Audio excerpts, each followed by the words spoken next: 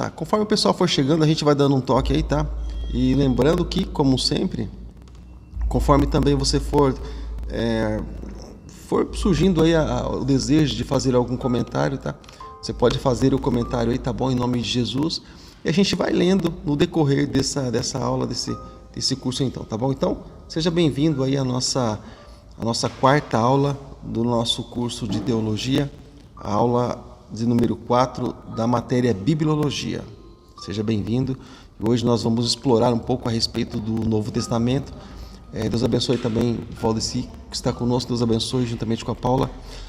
Hoje vamos explorar um pouco a respeito do Novo Testamento. Semana passada, ou por esses dias, já falamos aí um pouco. Aliás, já falamos muito a respeito do Antigo Testamento, né? Então, hoje nós vamos explorar um pouquinho a respeito de Novo Testamento. Lembrando que o que não for possível, devido ao tempo, nós estarmos explorando, tá? Não tem problema, a gente vai estar incluindo tudo isso na apostila, tá bom? Que vai ser enviado hoje ainda para você, tá legal? Então não tem problema. A informação ela vai, podemos não muitas vezes estar expondo aqui, mas a informação ela vai por completo, tá bom? Então, hoje, como eu comentei, a gente vai estar falando a respeito de Novo Testamento, essa disciplina aí de Bibliologia, Novo Testamento. Então, nós entendemos, e é claro, é quase impossível nós falarmos do Novo sem falarmos do Antigo, né? Então, o Antigo Testamento aí foi uma preparação, né? Jesus veio preparando o mundo para a chegada do reino de Deus. É isso que nós vemos, essa impressão que nós vemos a respeito do Novo Testamento, e essa é uma das primeiras mensagens aí de Jesus Cristo. É chegado o reino de Deus. O João Batista também veio falando sobre esse assunto, tá bom? Então, o Novo Testamento, nós entendemos que ele fala sobre o reino de Deus, ali quando o reino de Deus foi manifestado e foi propagado e foi explicado e também consumado. Jesus, ele disse, é chegado, né? E quando Jesus deu o grito, o brado na cruz do Calvário, aí então a consumação do reino de Deus, ali isso ficou tudo à disposição de todas as pessoas. Porque quando Jesus ele estava falando a respeito do reino de Deus, até então ele estava aqui, mas quando ele subiu para a glória, então o reino de Deus pôde ali descer até nós, né, através do Espírito Santo, e também através dessa comunhão ali, essa ligação ali, né, na vertical entre nós e os céus, tá bom? Entre Malaquias e Mateus nós entendemos, nós vemos a respeito daquele tempo. Lembra aquele que nós vimos na apostila? Eu acredito que talvez eu não comentei na apostila. Essa apostila, querido, é uma apostila muito rica, muito cheia de informação, como eu comentei, tem mais de 100 slides. E nós temos nessa apostila também um tema que se chama período intertestamentário. Pastor, o que é um período intertestamentário? É um período que divide os dois testamentos, Antigo Testamento e Novo Testamento, onde ali o Senhor Deus estava preparando o povo para a chegada de Jesus Cristo. Nós temos ali Malaquias, que foi o último profeta do Antigo Testamento. Depois já encontramos ali João Batista, que foi ali o profeta, né? O primeiro profeta, podemos chamar assim, falando ali o Novo Testamento, já entrando ali o profeta maior, que é Jesus Cristo, tá bom? Então, durante esse período, como eu comentei, as Bíblias mais antigas, elas têm assim, entre Mateus e Malaquias, e tudo na Bíblia tem um significado, tá? Então, a Bíblia, ela é muito rica, mas muitas vezes a gente acaba não aproveitando os detalhes que contém ali na Bíblia, tá bom? E dia desses aí eu vou mostrar para você como é que você faz para utilizar versículos cruzados. Já falo sobre os versículos cruzados. Mas olha aqui. Eu estou, por exemplo, em Malaquias. Olha só, em Malaquias, profeta Malaquias, o último livro do Antigo Testamento, né? Mas aqui quando entra, por exemplo, no Evangelho de Mateus, olha só. Antigo Testamento, Novo Testamento. Você percebe que tem uma folha em branco, né? Não faz sentido, na verdade, uma folha em branco. Não faz sentido. E não faria sentido se não houvesse ali uma intenção. Então, essa folha em branco, ela é totalmente tendenciosa, tá bom? Algumas Bíblias assim mais antigas, escritos mais antigos, elas têm 4 folhas. Eu tinha uma Bíblia que ela tinha 4 folhas, assim, em branco.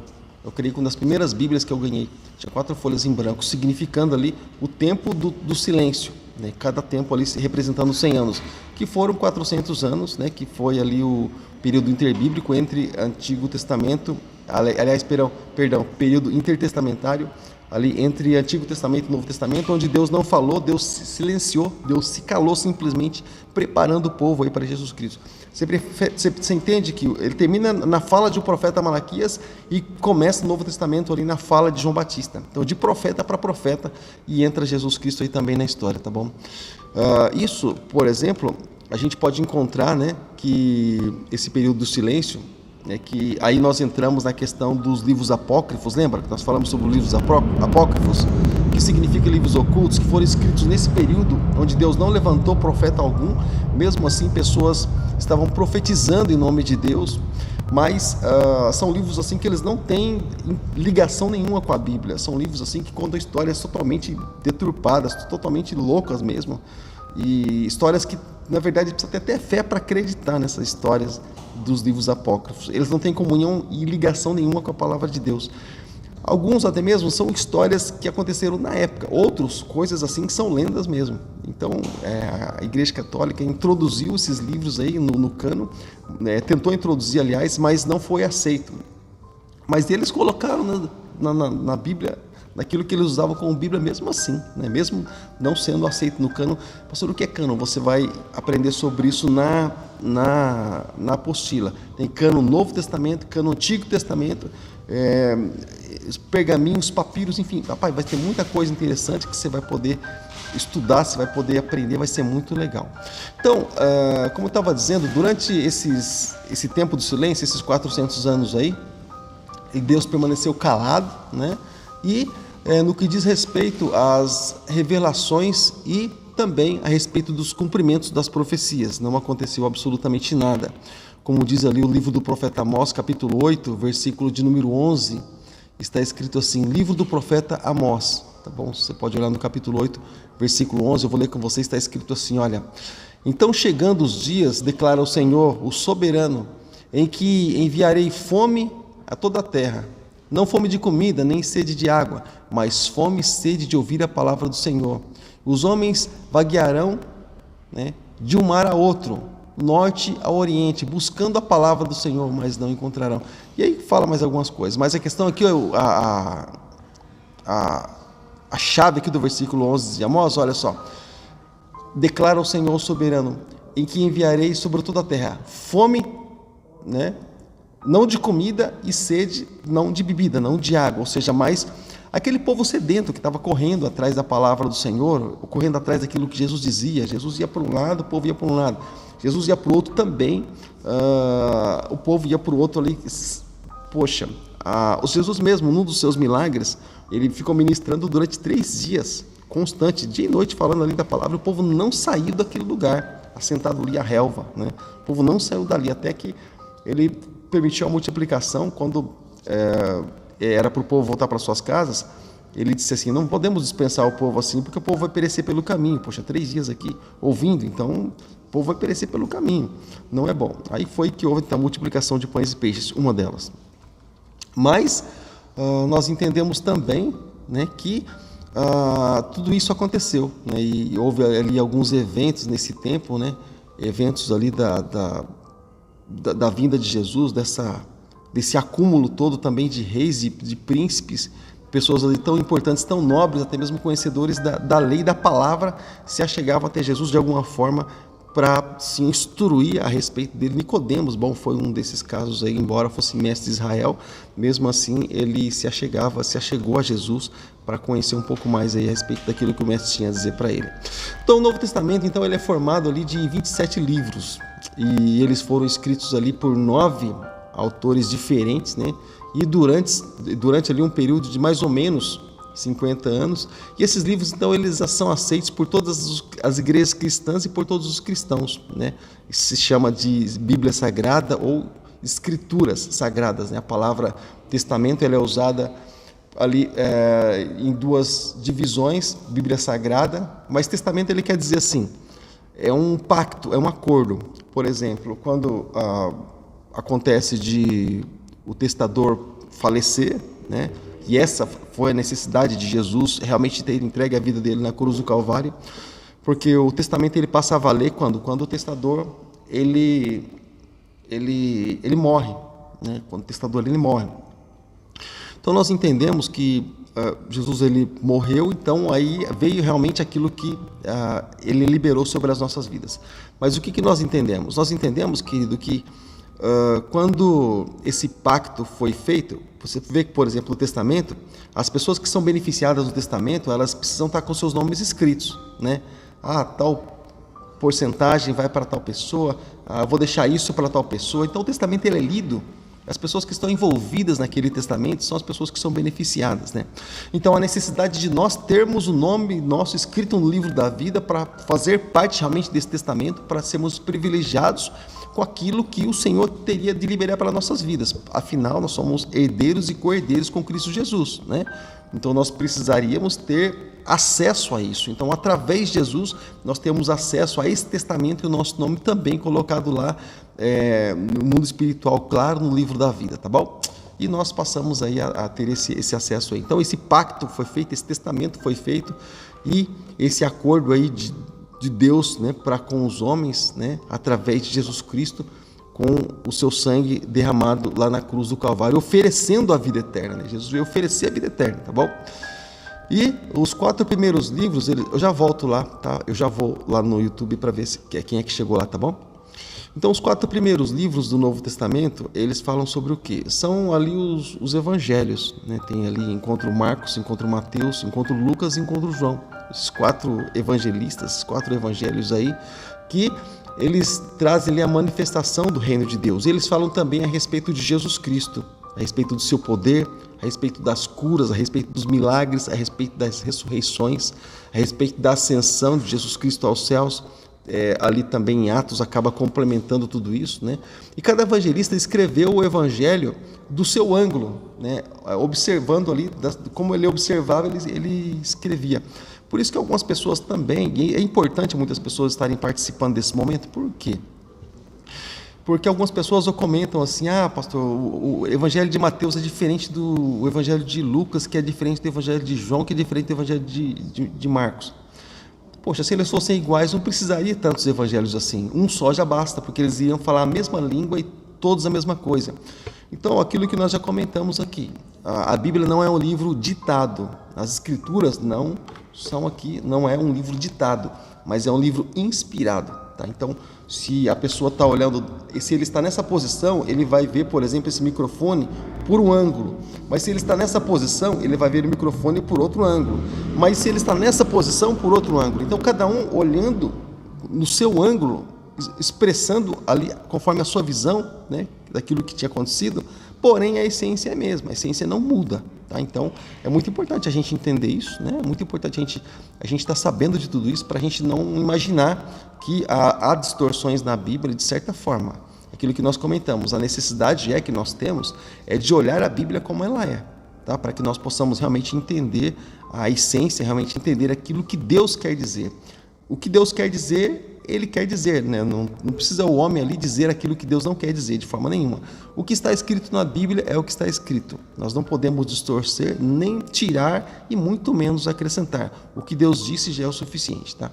Então temos aqui também participando conosco desse momento abençoado, nosso amado amigo, irmão em Cristo, Manuel Cavalcante, também, Vinícius deve estar por ali também, e Nadir. Deus abençoe, um abraço para vocês em nome de Jesus, tá bom? E Maria Antônia chegou por aqui também, Deus abençoe, Maria Antônia, abraço para ti. Bom, Valdeci, tem um comentário aqui. Pastor, qual é o interesse dos católicos em colocar esses livros a mais na Bíblia? Bom, boa pergunta, Valdeci, boa pergunta. Aqui também, nessa apostila, que a gente vai estar enviando hoje para vocês, fala a respeito dos livros apócrifos. O que significa apócrifos? Apócrifos significa ocultos. Então, como eu comentei, nesse período em que não se levantou, por exemplo, profeta algum, mesmo assim pessoas se levantaram profetizando em nome de Deus. Pastor, naquele tempo era complicado. Não era só naquele tempo não, nesse tempo também. Muitas vezes Deus não está falando coisa nenhuma, nem daquela maneira. E muitas vezes pessoas, para receber aplausos ou oba-oba, acaba, Deus isso, Deus aquilo, Deus tal coisa. É interessante, eu estava comentando sobre isso ontem, a respeito de nós julgarmos as profecias, tá bom? E os profetas aí precisam ser analisados, tá bom? Precisa ter um rigor aí, tá bom? Então, o falso profeta, por exemplo, no Antigo Testamento, você lembra o que acontecia com ele? Ele era apedrejado, né? Então, É muito importante a pessoa, se ela realmente quer ser um instrumento de Deus, ela se coloca na brecha, claro, mas ela também ser ali um instrumento de Deus, algo verdadeiro, tá? Porque Deus se ensina ou não, passa disso é procedência maligna. Mas a questão, Valdeci, também é que os romanos, por exemplo, eles nunca quiseram que a verdade ela fosse conhecida pelos cristãos ou pelas pessoas de forma nenhuma. Por exemplo, só para você ter ideia, enquanto as pessoas na época de Jesus mesmo, só para você ter ideia, enquanto as pessoas na época de Jesus, elas buscavam a Jesus e glorificavam a Deus, as pessoas tinham César como Deus. César era o imperador romano. Então, a expressão que se usava era Ave César. Então, voltando aqui, olha só a observação na Bíblia. Presta atenção na observação aqui que eu vou fazer com você. Então, às vezes, quando se vai fazer, por exemplo, a reza Ave Maria, não foi essa saudação que o anjo deu para Maria, tá? A saudação que o anjo deu para Maria foi Salve Maria, não Ave Maria. Ave Maria era uma saudação que era dada para César, para o imperador César, porque tinham César como Deus. E o anjo não disse isso para Maria. As pessoas têm Maria como Deus, mas não foi essa expressão que o anjo usou para Maria. Foi Salve Agraciada. Salve Maria, Salve Agraciada. Então não foi... quando ele diz Salve Agraciada, é uma saudação para ela que tinha recebido a graça de Deus, o favor de Deus de conceber o filho. Então você vê. Então hoje sim Deus aí a Maria, mas não foi bem isso que aconteceu não, tá? Então, voltando aqui, Roma nunca teve intenção de que realmente as pessoas conhecessem a minha verdade. Nunca teve essa intenção, não. Nunca foi intenção de Roma. E tanto que, por exemplo, os romanos perseguiam os cristãos. Eles chamavam até então, aqui no livro de Atos dos Apóstolos, de seita dos nazarenos. Ora, por que Paulo foi decapitado? Pelos romanos. Por que ele foi decapitado pelos romanos? Qual era o crime de Paulo? Ser cristão e pregar a ressurreição de Cristo. Você vê, até hoje, por exemplo, se você olhar, por exemplo, naquilo que Roma, eu vou desvendar aqui, na verdade, hoje, de uma maneira bem clara, tá? E se houver algum irmão católico aqui, eu peço perdão desde já, mas eu preciso falar a verdade. Por exemplo, se você olhar, por exemplo, qualquer igreja, qualquer altar de pastor que usa, por exemplo, cruz no altar, alguns pastores usam cruz, não vejo nada demais. Alguns pastores utilizam cruz no altar, mas você percebe que a cruz que os pastores utilizam, ela está sempre vazia? Agora, presta atenção nas cruzes que são utilizadas nos templos romanos, né? Apostólicos romanos. Todos você vê Cristo pendurado. Então, a intenção de mostrar que Cristo não ressuscitou, não foi só naquela época em que os soldados ganharam grande quantia de dinheiro, lá já foi um suborno, né, de Pilatos lá com aquele pessoal lá, e foi uma quantia grande de dinheiro que ganharam para dizer que Cristo não ressuscitou, mas que o fim de Cristo foi na cruz, sabe? Essa intenção continua sendo até hoje. Por que o cidadão lá de Roma, ele anda com aquele, eu não sei nem o nome daquilo lá, aquele objeto com Cristo pendurado lá, com Cristo crucificado, o suposto Cristo crucificado? Por quê? Porque é isso que ele prega, é isso que ele está mostrando para as pessoas e as pessoas não conseguem enxergar. Elas enxergam mais o esplendor do homem vestido de branco com um negócio na cabeça do que, na verdade, aquilo que ele está mostrando na mão, né? Então há uma simbologia toda por trás, há uma intenção toda por trás. Então os romanos nunca quiseram que as pessoas realmente mostrassem ou elas enxergassem realmente Cristo ali ressuscitado, mas sempre Cristo crucificado, e eles pregam isso até hoje, tá bom? Por exemplo, até não muito tempo atrás, por que as missas eram rezadas em latim?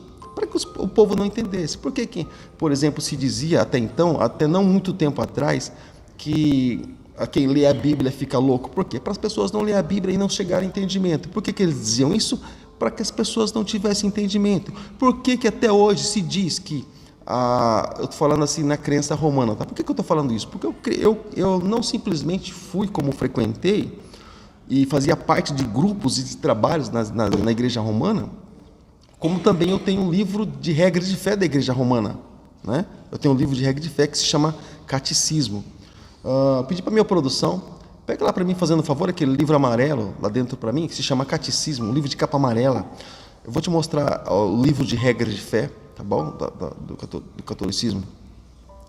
Então, a intenção, na verdade, não é que as pessoas conheçam a verdade. Então, por exemplo, se diz, por exemplo, segundo a teoria romana, que quem e tem capacidade para interpretar a Bíblia é somente a Igreja Católica Romana. Então, somente a Igreja Católica Romana tem autoridade para interpretar a Bíblia. E a Bíblia não está acima da Igreja, mas a Igreja está acima da Bíblia, para você ter ideia. Isso pregam os romanos. Isso, pastor, que absurdo.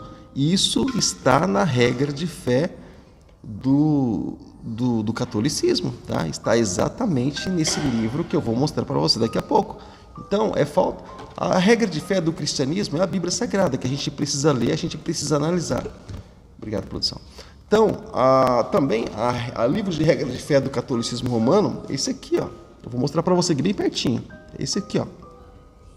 Tá vendo? Então, você que é católico, olha só. E está escrito aqui atrás, olha quem que assinou aqui atrás. Quem é? João Paulo II, né? Olha lá, João Paulo II, tá bom? Então, revisado e tal, e ó, para você ter ideia, ó, que até isso aqui atrás, tá vendo? Eu comprei ele no sebo.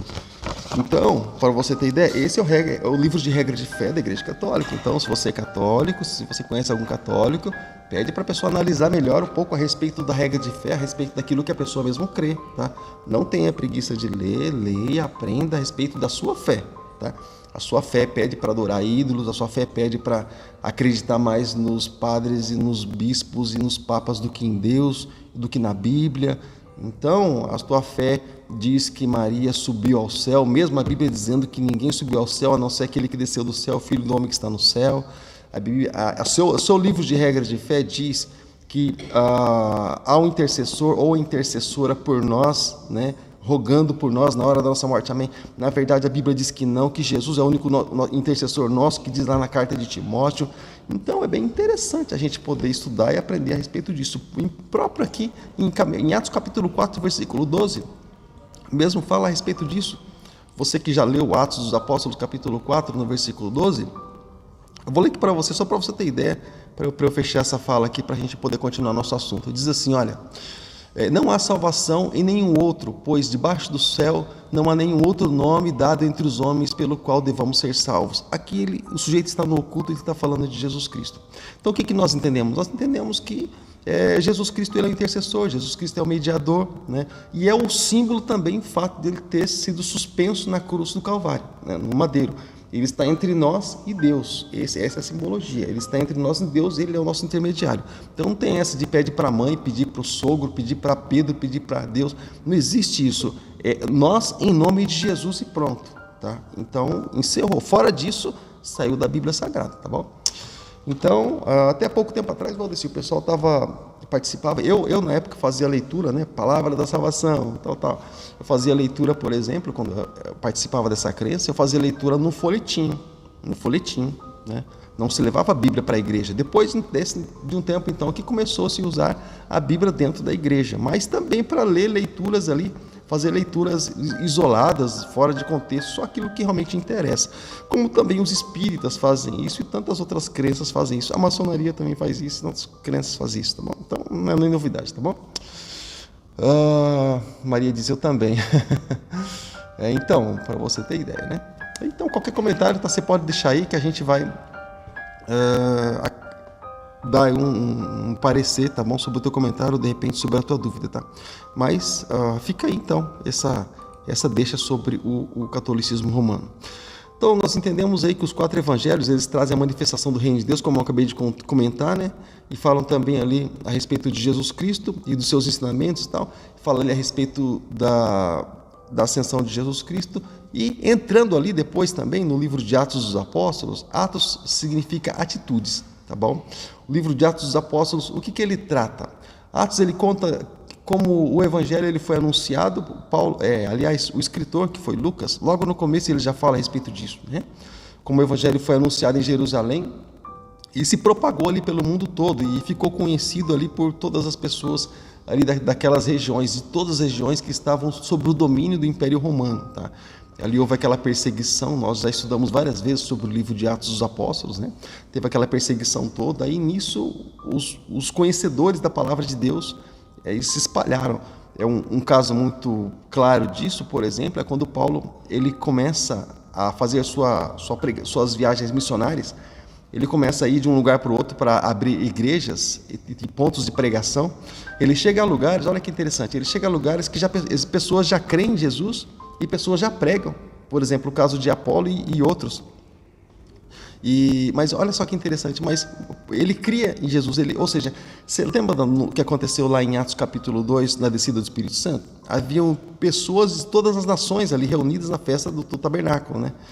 Então, na festa de Pentecostes. Então, o que aconteceu? Aconteceu que aquelas pessoas, depois que elas voltaram para suas nações, para suas regiões, para o lugar onde eles moravam, eles saíram com a evangelização, eles saíram evangelizados. Então, os que creram começaram a pregar, começaram a anunciar realmente, porque o Espírito Santo falou dentro deles, né? Então, Paulo chegou em alguns lugares, as pessoas já tinham cristãos lá, né? Que não conheciam tão bem assim, né? Porque foi um momento evangelístico, mas Paulo pôde consolidar tudo aquilo lá e foi. Livro de Atos vai ser um livro maravilhoso, tá bom?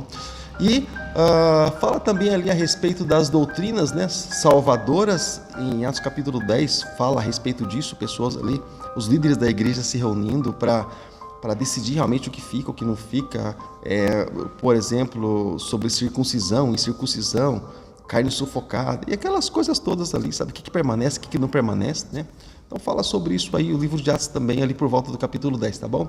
E procura esclarecer, claro, sobre os mistérios da salvação do reino de Deus e como Cristo é revelado. Mostra ali Cristo de uma forma bem estampada, bem clara, tá bom? Então o último livro ali do Novo Testamento, que é o livro do Apocalipse, né, que é o livro das revelações, né? Também nós podemos dizer que eu acredito que é o livro mais diferente de todos os outros, né?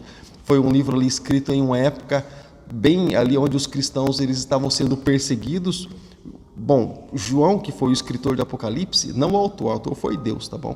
Mas o escritor de Apocalipse, que foi João, nessa perseguição, ele não foi morto, porém foi abandonado na ilha de Patmos para morrer lá de velhice, né?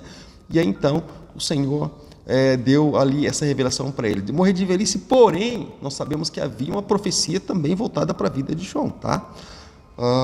Por exemplo, houve uma palavra para a vida de João. Você lembra lá no último capítulo, um dos últimos versículos lá do Evangelho de João? Então, num dos últimos versículos lá do Evangelho de João, quando Pedro ele vai tratar, Jesus vai tratar com Pedro, né? Jesus vai tratar com Pedro ali e aí acontece que Pedro ele fala assim, querendo meio que se esquivar, né? Porque Pedro tinha negado Jesus, tal. Então meio que para se esquivar, o que acontece? Pedro fala assim: Senhor, mas o que será desses? Aí foi que Jesus deu, né? Eu vou ler para você o que Jesus falou para ele. Jesus respondeu: se eu quiser que esse permaneça vivo até que eu volte, o que lhe importa? Siga-me você. Ou seja, não importa isso para você, não é da tua conta. Você deve me seguir, né? Se eu quiser que ele, né, viva até que eu volte, porém, ele não está falando simplesmente do fato de ele voltar simplesmente, mas ele mostrar, revelar a respeito da sua volta, que foi o que aconteceu. Ou seja, João permaneceu em vida até que Jesus revelou a respeito da sua volta, como seria o final dos tempos, juízo, aquela coisa toda, que é o livro do Apocalipse. Então aí, diz o versículo 23 do capítulo 21 de João, diz assim: e foi por isso que se espalhou entre os irmãos o rumor de que aquele discípulo não iria morrer. Mas Jesus não disse que ele não iria morrer, mas disse: se eu quiser que ele permaneça vivo até que eu volte, né? Isso que lhe importa. Ou seja, esse é o discípulo que lhe dá testemunho dessas coisas, que as registrou. Sabemos que o seu testemunho é verdadeiro.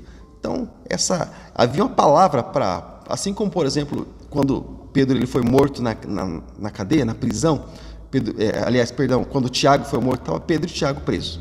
Tiago foi morto na prisão.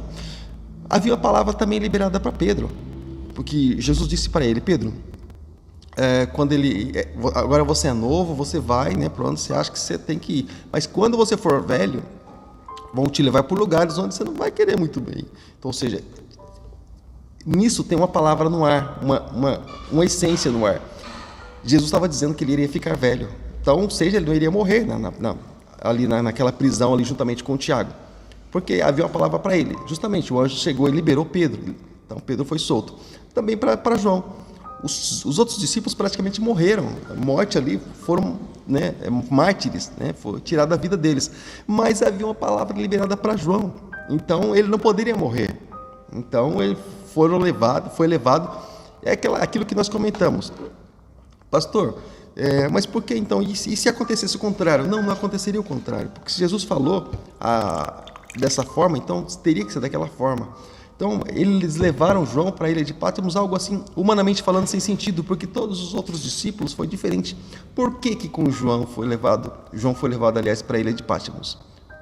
A palavra precisa se cumprir, ela nunca volta vazia, né? Lembra que nós falamos muitas vezes sobre isso? Então a palavra de Deus, ela é poderosa, tá bom? Bom, vamos voltar aqui. Deixa eu voltar aqui agora para o YouTube, deixa eu ver se tem mais algum comentário. Ou tá por isso mesmo.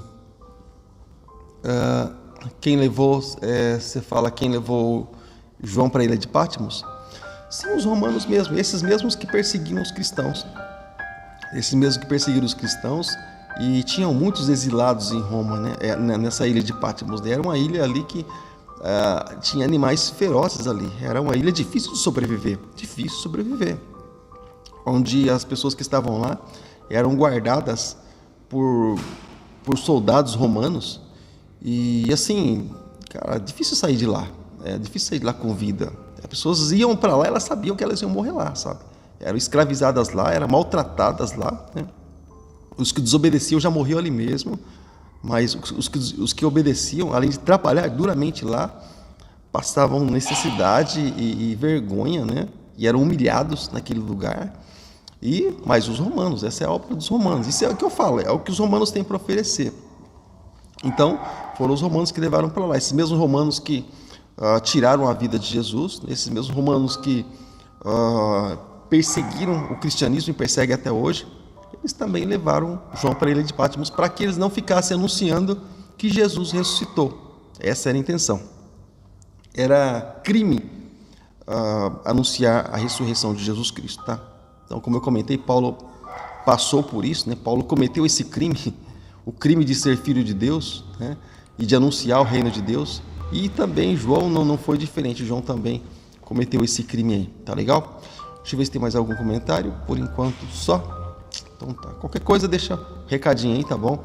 Mas chegando mais pro finalzinho, lá faltando uns 10 minutinhos aí, eu dou uma liberdade maior também para você estar comentando. Bom, tem mais um comentário aqui. Poderia criar alguma morte de alguns apóstolos? Citar a morte de alguns apóstolos? Sim. Existem, por exemplo, a morte, por exemplo, do apóstolo Paulo, né? O apóstolo Paulo, ele foi decapitado. Uma das últimas palavras do apóstolo Paulo foi lá na carta de Timóteo, quando ele disse: combati o bom combate, acabei a carreira e guardei a fé, onde ele pede para que se traga os pergaminhos, sua capa, seus livros, né? E João Marcos. Ele sabia que ele estava no corredor da morte. Ele disse que ele já tinha sido entregue para a aspersão. Então, ele sabia que ele estava no corredor da morte e também sabia que os romanos logo iam colocar as mãos nele. Porém, não foi algo assim suicida, porque quando ele disse assim, por exemplo, porque um dos imperadores, ali quando estava naquela conversa com Agripa e aquele outro rei, aquele outro imperador, houve até mesmo um interesse de soltar Paulo. Porém, Paulo apelou para César. Paulo disse: me leva a César, porque eles estavam querendo matar Paulo ali. Então ele disse assim: não, me leva para César. Mas eles tinham intenção de soltar Paulo, porque não encontraram nele crime nenhum. Porém, Paulo pediu para ir para César. Mas Jesus tinha dito para Paulo isso. Jesus disse assim: olha, compete, né, que você vá para Roma e você anuncie também meu evangelho lá para César e lá para os romanos. Então, Paulo falou: então me leva para César, eu quero ser julgado por ele. Você percebe também, olha só a palavra, que pelo fato de Paulo precisar chegar até César e ele não podia morrer antes, houve aquele naufrágio todo na viagem para Roma também. Quando chegaram lá depois do naufrágio, chegaram numa ilha, estava frio, estava chovendo, tinha lá alguns indígenas. Você que lê o livro de Atos, você sabe mais ou menos o que eu estou dizendo. E até mesmo quando Paulo foi pegar alguns gravetos ali para poder pôr na fogueira, né, para se aquecer, uma víbora veio e picou ele. Lembra dessa passagem? Então, o pessoal ficou tudo olhando para ele, esperando ele cair morto. A víbora mordeu o cara, né? Pô, é veneno puro. E numa situação escassa como aquela, o pessoal ficou tudo olhando. Pô, nem inchou o braço do camarada, não aconteceu nada, absolutamente nada com ele. Aí acharam que ele era o Deus, né? Mas por que não aconteceu nada? Porque ele precisava chegar até Roma. O propósito precisava cumprir através da vida de Paulo, porque Jesus disse, não foi simplesmente um profeta ABC, se fosse um profeta ABC, eu já acreditaria. Quanto mais Jesus Cristo, né, que disse que ele teria que ir até Roma. Então, ele não morreu. Então, mas no livro dos historiadores, nós podemos encontrar também sobre várias mortes de vários apóstolos, como, por exemplo, também a gente encontra, quando a gente vai nos fatos históricos, né? Nós encontramos, por exemplo, a morte de Pedro, que foi crucificado de cabeça para baixo. Encontramos ali o próprio Tiago mesmo, né, que foi decapitado. Encontramos a morte de vários desde os diáconos ali, através de Estevão, né, que foi o primeiro diácono, o primeiro mártir, como ali praticamente todos eles foram praticamente mortos mesmo, ali cruelmente mortos, tá bom?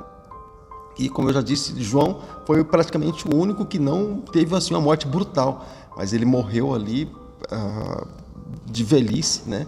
E até mesmo depois daquela revelação que Jesus disse que teria para ele, sim, tá? Mas foi interessante, foi interessante. E deixa eu só fazer uma observação antes de eu voltar para cá. Quando a gente lê no livro de Atos dos Apóstolos que vocês vão ser testemunhas, tanto em Jerusalém, Judéia, Samaria, que eu fiz a terra, às vezes a pessoa fala assim, eu vou ser testemunha, eu vou testemunhar. Negativo. O sentido oficial, original da palavra testemunho, naquela passagem, está falando a respeito de morte. Como quem diz, vocês vão morrer por mim. Você pode ver que, por exemplo, o sentimento dos cristãos da época era um sentimento diferenciado. Por exemplo, Pedro e João, quando foram presos pelas autoridades romanas, por exemplo, e foram interrogados, né, pelo Sinédrio, aliás, e foi interrogado, olha só o que aconteceu. Eles não foram presos ali diretamente, mas foram pegos por ele, foram interrogados, eles apanharam, eles saíram alegres. Sabe por quê? Porque eles perceberam que eles eram dignos de apanhar pelo nome de Jesus e pelo Evangelho. Então, o sentimento deles é diferente. Até não muito tempo atrás, nós encontramos, por exemplo, histórias eu gosto de ler livros assim de passado, sabe, de cristãos que foram antes de nós, incendiados por Cristo, que falem os primeiros cristãos, não amaram suas vidas. Tem um livro lá que eu não me lembro o nome, dos mártires, né? Tem ali um coliseu romano assim na capa. Eu tenho vários livros assim, eu gosto muito, inspira bastante assim, a gente a caminhar na presença de Deus. Mas assim, a gente entende que até pouco tempo atrás, não muito tempo atrás, existiam muitos pastores, muitos homens de Deus, que antes de eles morrerem, eles diziam, eu quero ser sepultado por aqui. Alguns até mesmo ali no altar, sabe, e sepultava ali, jogava a terra em cima e, sabe, outros por ali, por volta, sabe, da igreja mesmo. Então o sentimento deles era algo assim diferenciado. Não é aquele sentimento, né, de que a gente vê hoje, né, a pessoa não vê a hora de acabar o culto para sair correndo, para ir para casa, para não fazer nada. Era um sentimento diferenciado, né? Aquele sentimento que diz o Senhor Deus do Antigo Testamento: não apresse os teus pés para sair da casa do Senhor teu Deus. Era um sentimento assim totalmente diferenciado, em nome de Jesus. Vou pedir para minha produção aqui pegar uma água para mim, em nome de Jesus. Então vamos lá, vamos voltar para o nosso estudo bíblico, lembrando que qualquer comentário, tá bom, deixa aí, que a gente vai estar falando, ou se pergunta, a gente vai estar respondendo aqui para você, tá bom? Vamos lá, deixa eu dar sequência aqui no meu estudo. Então nós entendemos que esse livro de Apocalipse, né, foi um livro diferenciado, porque foi um livro inteiramente de revelações, e os cristãos eles estavam sendo perseguidos pelas autoridades romanas, como eu já comentei, mas esse livro também ele fala a respeito da vitória final de Deus. E lá no finalzinho fala a respeito do desejo de Jesus vir, quando diz Maranata, ora vem Senhor Jesus, ali o Espírito e a igreja declarando, né, a vinda de Jesus. E esse aí é a nossa declaração até o dia de hoje, tá bom? Então o Novo Testamento ele explica, claro, né, de uma forma desse fenômeno aí chamado cristianismo, que nós fazemos parte, graças a Deus por isso, né? E quando eu falo cristianismo, não estou generalizando, estou falando aquela crença que tem Cristo como personagem principal, tá? Como Cristo, como ali o o personagem principal, o centro de todas as coisas. Obrigado. E também esse Novo Testamento aí, ele mostra ali a respeito de sistemas religiosos, né, que aquelas crenças que existiam na época de Jesus ali, uma das principais crenças, né, que são os fariseus, saduceus, essênios, os zelotes, aquelas seitas, aquelas crenças que tinha lá bem na época de Jesus, que predominavam, né, a das mais fortes eram os fariseus, os próprios zelotes, era ali, um dos zelotes, eles eram seguidores de Jesus Cristo. Um dos zelotes era seguidor de Jesus Cristo, por exemplo, um homem chamado Simão, o zelote. Ele era dessa seita. Zelote não era o sobrenome dele, mas é da seita que ele participava, né? Simão o zelote. Era uma seita assim bem radical, uma seita bem... Eles eram violentos, né? Matavam romanos, eles eram revoltados, enfim, faziam justiça entre aspas, né? Com as próprias mãos, tá bom? E o cristianismo, né? Nós podemos entender também que é a resposta de Deus, né? Ali para Satanás, né? Veio mostrando ali para Satanás que a imagem de Deus está aqui colocada sobre a terra, trazendo luz ali em todo canto que tem escuridão, tá bom? Para transformar pessoas, para transformar sistemas falidos até mesmo, né? E para transformar culturas e costumes, enfim, o cristianismo está chegando aqui, então essa é a resposta de Deus.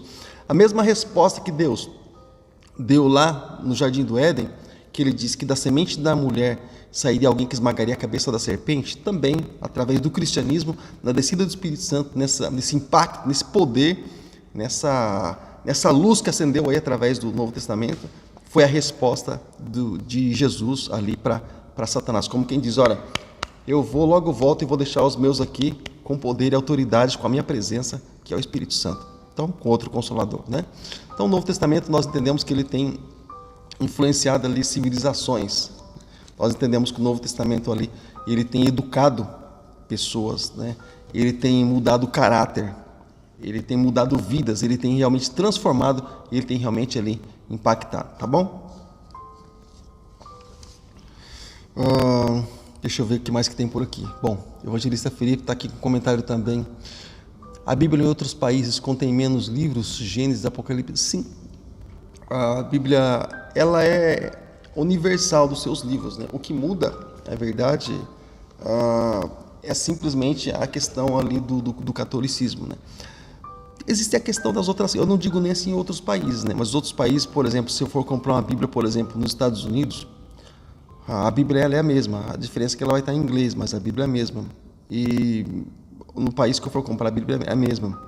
Por exemplo, e para você ter ideia, eu posso comprar a Bíblia aqui, por exemplo, no Brasil, mas ali com os livros apócrifos, por exemplo, eu tenho uma Bíblia aqui, ela se chama Bíblia de Jerusalém. Existem várias traduções ali da Bíblia também no catolicismo. Se chama Bíblia de Jerusalém, ela tem os livros apócrifos, então eu uso assim para leitura porque é uma escrita assim bem antiga e eu gosto, ela chega assim bem perto dos originais, mas contém ali os livros apócrifos, aqueles acréscimos a mais também no livro de Daniel, né? Tem o livro da sabedoria, tem algumas coisas aí a mais aí que, tá bom, Judite, Tobias, Macabeus, 1º e 2º e aquelas coisas todas lá. Mas sendo uma Bíblia cristã, se você for comprar em outro país, só vai mudar a língua, mas a Bíblia ela é a mesma, tá bom? Ali você pode escolher também a versão, né, como nós temos essa opção aqui, né, mas a Bíblia ela passa a ser a mesma, tá bom? Aí uma boa opção, ó, o Evinho está lá em Portugal, né? Pedi para ele mandar para nós aí uma Bíblia em português de Portugal, né? Aí Evinho, se estiver acompanhando a gente aí, ó, manda para nós aí via Sedex uma Bíblia aí da sua terra, né, da cidade que você mora, do país que você mora. Manda para nós uma Bíblia para a gente estar apresentando aqui para os irmãos, tá? Se você estiver aí na escuta, se estiver aí eu vou colocar esse link depois no Facebook do Evinho para ver se ele consegue fazer isso aí para nós, mandar uma Bíblia. Boa pedida. Daí eu mostro para você. Mas os escritos são os mesmos, tá? Até aqui tudo bem? Eu vou dar mais uma sequência aqui, que a gente tem 5 minutos ainda. Eu vou dar mais uma sequência. Não se esqueça, coloca seu comentário aí, tá? Para que a gente possa estar aí interagindo, para que a gente possa, na medida do possível, tá esclarecendo aqui para você, tá bom? Então, irmãos, voltando aqui para o nosso estudo bíblico, para a nossa aula de hoje. Então, você vê como não deu tempo praticamente de a gente falar assim, sobre muita coisa. Por quê? Porque, por exemplo, agora eu ia entrar no Evangelho de Mateus, né? Olha só, agora que eu ia entrar no Evangelho de Mateus, a gente está fazendo assim, breve introdução sobre o Novo Testamento. Então o tempo assim, ele passa muito rápido, esse tempo que nós corremos contra ele, né? Então o Evangelho de Mateus, o autor dele é Mateus, né, que foi escrito 60 anos depois de Cristo, por volta dessa data aí. O tema é Jesus Cristo, apresentando Jesus Cristo como o Messias e como o Rei. Cada evangelista apresenta Jesus de uma forma, tá bom? Então o Evangelho de Mateus apresenta Jesus Cristo como Messias e como Rei. Então o Evangelho de Mateus, ele é uma espécie de uma introdução do Novo Testamento e também uma introdução a Cristo, né? Ali como Filho de Deus, trazendo aí essa, eu vou chamar assim de essa biografia, né? Porque logo no começo aí do livro de Mateus, do Evangelho de Mateus, aliás, tem aí a genealogia, essa árvore genealógica, né? Que mostra aí todas as coisas, né? Essas coisas aí. E explica então os motivos pelos quais Israel ele rejeitou a Jesus Cristo, e então por isso Jesus veio aí, né, para a humanidade. Mostra também o motivo do fato de Jesus ter vindo para cumprir o propósito dele, né? E o Evangelho de Mateus mostra bastante coisa aí, tá? O Evangelho de Mateus ele mostra, ele apresenta Jesus aí de algo assim, de forma assim bem interessante. E interessante que nós encontramos que no Evangelho de Mateus, vou mostrar alguns pontos que nós encontramos bem que destacam no Evangelho de Mateus. O Sermão do Monte, Evangelho de Mateus, destaca também as instruções dadas ali aos 12 apóstolos, são muito ricas, são muito interessantes. Principalmente quando se fala ali a respeito das comissões, primeira comissão e segunda comissão. Primeira comissão, não leva nada, não leva nada com você. Segunda comissão, leva bolsa, leva alforje, ou seja, você vai precisar, é suprimento. Então, você vai encontrar aí também a respeito dos segredos do reino dos céus, quando Jesus disse assim, olha, o reino dos céus não está longe de vocês, não está longe de vocês. Quando Jesus disse para os judeus, para os religiosos lá, para os fariseus, né? O reino dos céus, o reino de Deus vai ser tirado de vocês e vai ser dado a um povo que dá fruto, porque vocês não estão dando fruto. Vocês estão rejeitando, então vai ser tirado de vocês. Isso aconteceu através do apóstolo Paulo, que parou de pregar para os judeus e começou a tratar com os gentios, e isso passou a se chamar Tempo dos Gentios, tá?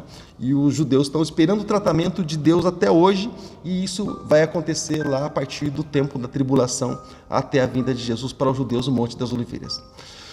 Também o ensinamento ali a respeito da igreja, tá bom? No capítulo 5 aí fala a respeito do ensinamento do Senhor no tempo da igreja, e também os ensinamentos a respeito do fim do mundo. Quando eu falo fim do mundo, não estou falando simplesmente a respeito do fim desse planeta, eu estou falando a respeito do fim de pessoas, né? Falando a respeito de fim de sistema, de como o sistema age, tá bom? Esse sistema maligno, né? Esse sistema mau, esse sistema perverso aí, tá bom? Bom, a Maria Antônia tem um comentário aqui também.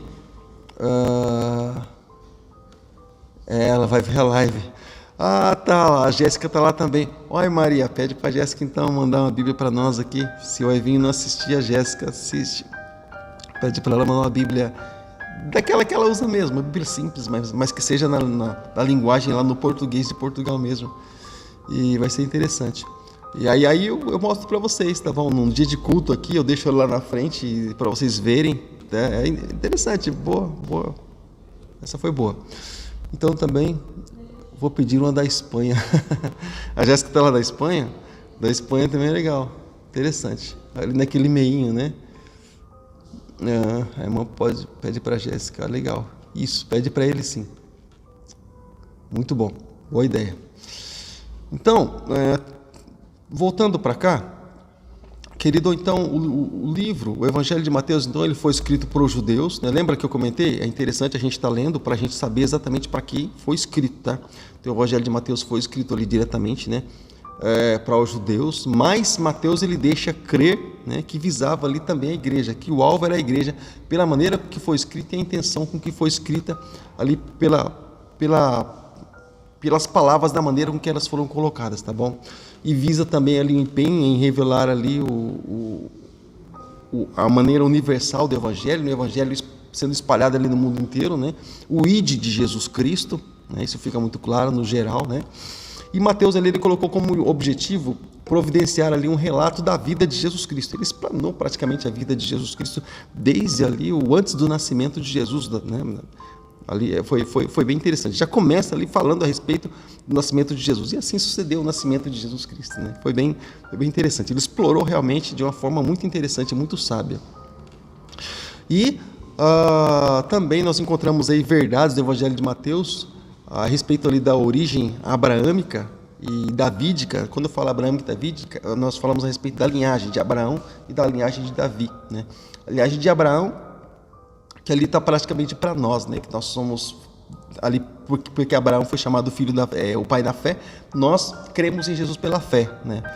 E de Davi, porque Davi foi alguém ele segundo o coração de Deus, e também Davi ele era aquele que simbolizava, ele tipificava, para você ter ideia, ele foi o maior rei de Israel, né? O rei mais honrado de Israel e o melhor rei de Israel. E ele tipificava Jesus no Antigo Testamento, para você ter ideia. Quando o cego Bartimeu gritava Jesus, filho de Davi, era algo tremendo, não era simplesmente um grito de um cego, não. Era algo assim poderoso. Isso incomodou muitas pessoas ali, tá?